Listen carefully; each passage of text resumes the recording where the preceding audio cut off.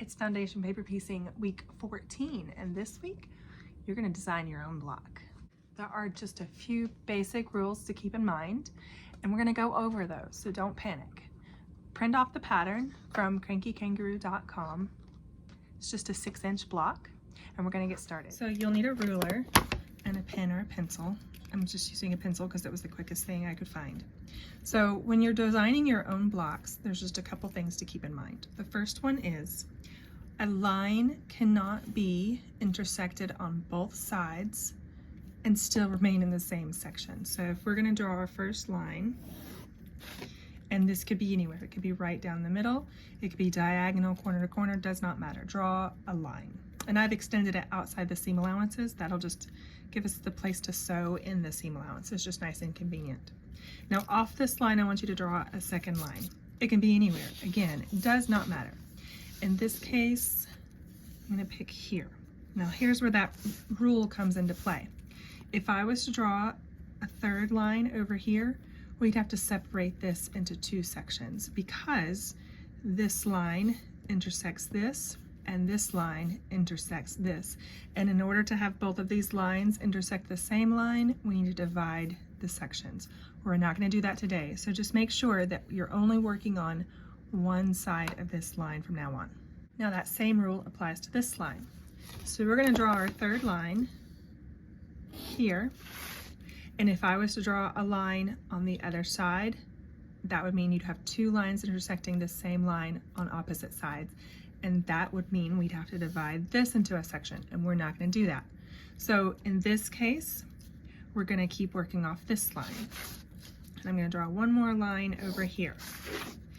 Now we can't have two lines intersecting the same line, but we can have more lines off the same line so long as it doesn't intersect on the opposite side.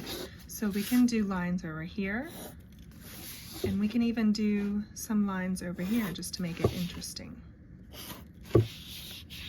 So that's my block. We'll get to numbering in a second. Let me do this one other way to illustrate the rule a little more clearly. Let's say we draw our first line, and then let's say we kind of want to do a radial effect, you know, with lines coming all through. Well, if we were to draw a line straight through, this line would be intersected on both sides. We don't want to do that. So we can come off from here all the way around. And then remember what I said, if we were to come to the other side with this line, we'd have to divide it in two.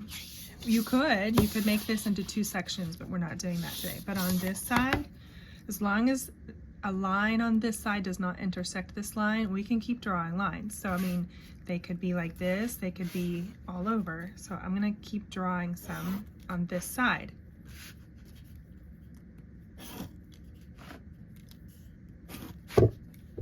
And there's another version. So you can make whatever version you want. Just make sure that one line is not intersected on both sides.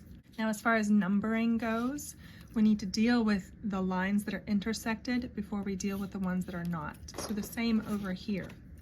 We need to deal with the lines that are intersected before we deal with the ones that are not. So I'm going to start all the way in here because this line was the last one we intersected. So 1, 2, and then 3 will cover this seam, and then we'll come 4 will cover this seam, 5, and then 6, 7, 8. So same here, we need to deal with the line that was intersected and take care of all of its intersections before we can move out. And this does not matter. We can do this in any order. We can do 1, 2, 3, 4, 1, 2, 3, 4, 1, 2, 3, 4, 1, 2, 3, 4.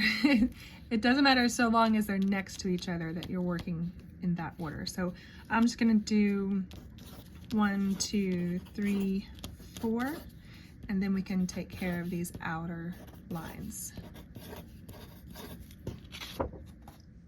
Now I'm not going to show you my sewing process because you can refer to other videos for that, but I'm going to sew this like a traditional foundation paper piece block. It's just one that we designed.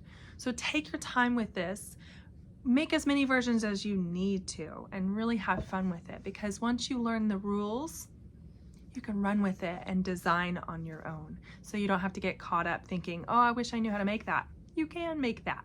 Practice, practice, practice. I would love to see what you make. So tag me, Cranky Kangaroo, either on Instagram or Facebook, or email it to me. I would love to see what you can come up with and the progress you're making.